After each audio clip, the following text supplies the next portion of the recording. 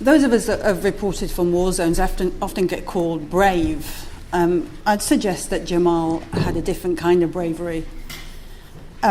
He'd become the most prominent Saudi commentator, and he never shied away from the difficult questions. He was fair, he was honest. When the phone rang from Al Jazeera, he could have just said he was busy. Maybe he should have.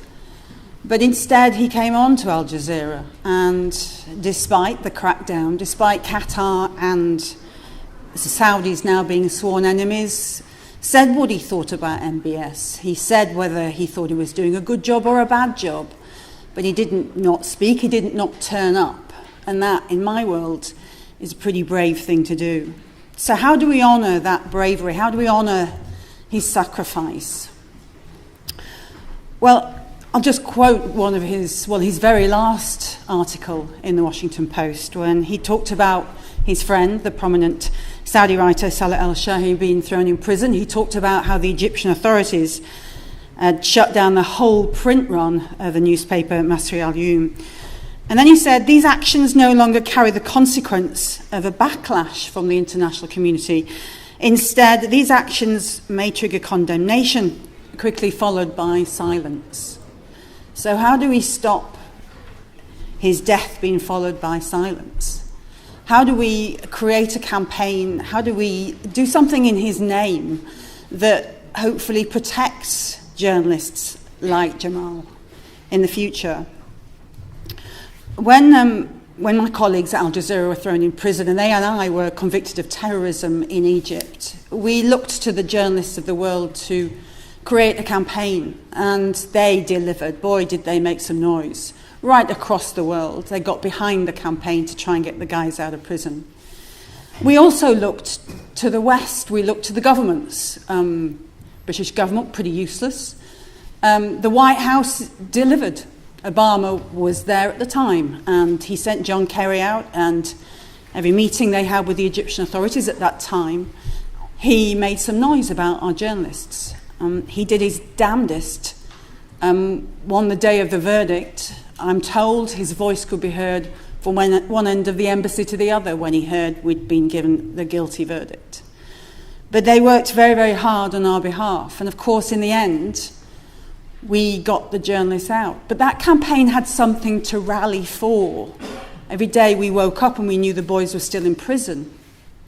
We had something to shout about. If only Jamal had been thrown in prison, we'd be in that position today. But he wasn't. So what's our campaign now? How do we get behind his name to try and protect journalists in the future? How do we try and stop journalists self-censoring? When you're sitting in Turkey and you're thinking, what should I report or what shouldn't I? There's always that check at the back of your head that goes, what will the Turkish government respond in what way to this? As we did in Egypt. What are the journalists going to be thinking now? Not just the journalist diaspora that don't live in their country anymore because they can't speak truth, but report from other countries. What protection are they going to have now? And what are they thinking? Can they still report? We just heard that President Trump just today called the mainstream media the enemy of the people. That means that if the boys were in prison today in Egypt, they'd stay in prison, because there's no way President Trump would lift a finger or make a noise on their behalf. So our challenge isn't just to try and use Jamal's name in a way of protecting in the future, but it's also to recognise what's going on in our industry is having a trickle-down effect from the Trump mentality, if you like, and how that's permeating across the sorts of countries like Egypt and Saudi Arabia, to think that they can do this kind of premeditated, disgusting murdering and nothing will happen. If we can do anything in Jamal's name, maybe it's that. Maybe it's stopping the silence. And I'd like to leave you just with a take on a poem that was actually written about the Nazis. First they came for the journalists, and I did not speak out because I was not a journalist. We've no idea what they did after that. Thank you.